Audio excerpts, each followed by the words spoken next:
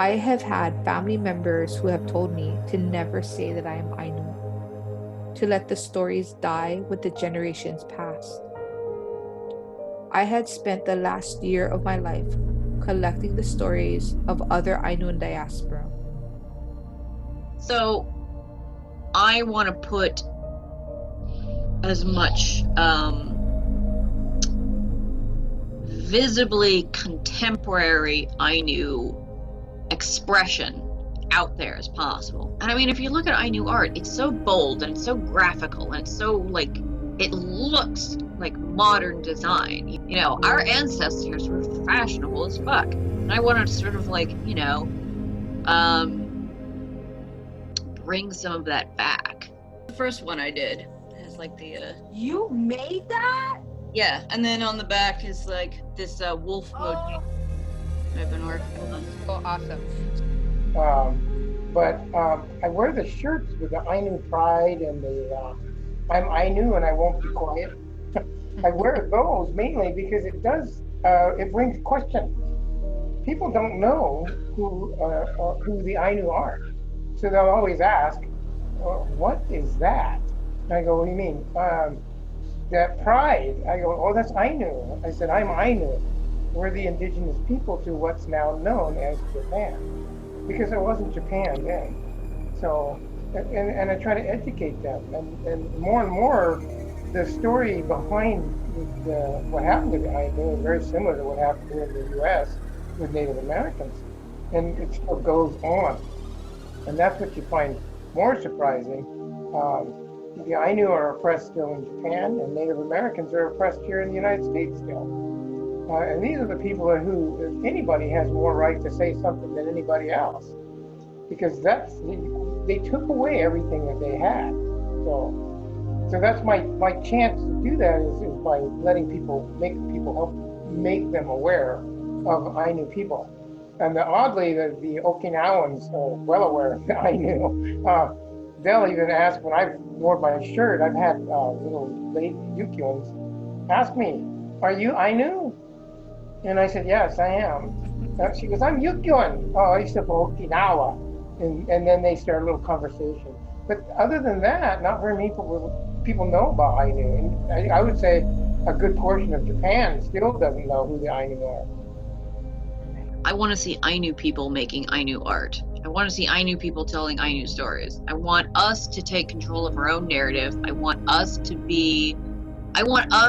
people to come to us when they want, you know, Ainu authenticity, not to some Japanese scholar who went to college in Sapporo for 100 years. And like, those guys are not the gatekeepers of Ainu culture. We should, you know, that should be our role.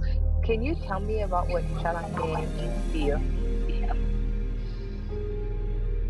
That's one of the core values of like at least Hokkaido Ainu is the notion of pawatak, which is eloquence. The way that you express yourself and how you express yourself is important. It's one of the core values of our culture. Is your verbal dexterity. Is how you can navigate a tense situation non-violently with your words. You know, it's such and to ritualize that, to put that in a really important cultural context, I think is something that really isn't explored enough. So can you tell me a little bit more about that, about how you found out about your Ainu-ness? Yeah. So my grandmother was getting older and she never ever talked about being Ainu before. She would confide in me one day about it. I was just sitting at the kitchen table. It was just me and her, and she, I don't remember how it came up, but she said, you know, we're Ainu. And I was like, what? You know, what is Ainu? And she said, oh, that's, you know, the people from Hokkaido in the north and in Japan, the indigenous people in Japan. I said, oh, how come this is the first time I'm hearing about this? You know, that's so interesting. And she said, Well, her dad was abandoned as a young boy, and he was adopted by a Japanese couple. And the reason why he was abandoned is because he was part Ainu. So, yeah, so that's how I found out. And then I started doing some research on my own about Ainu-ness and Ainu culture and the UN sustainability goals and not meeting their promises, and Japan sort of being a little slack when it came to indigenous rights, and just starting to learn. I would say I'm just really starting to learn about all of this. My mother told me that she had some roots that she's pretty sure came from the northern part of the main island, and that she believed in her heritage that she had some Ainu blood in her. That's what she told me. But she wasn't sure exactly what it was, but she knew that it was. And she used to always say to me, the reason why I have curly hair, she had a lot of curly hair, and why I have curly hair, actually I have very curly hair.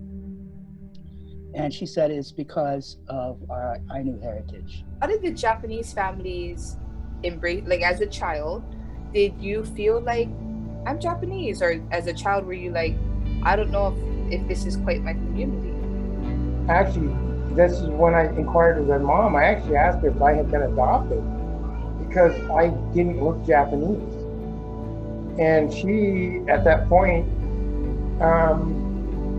explained who I was. And it still, to this day, bothers me. She had to hide it.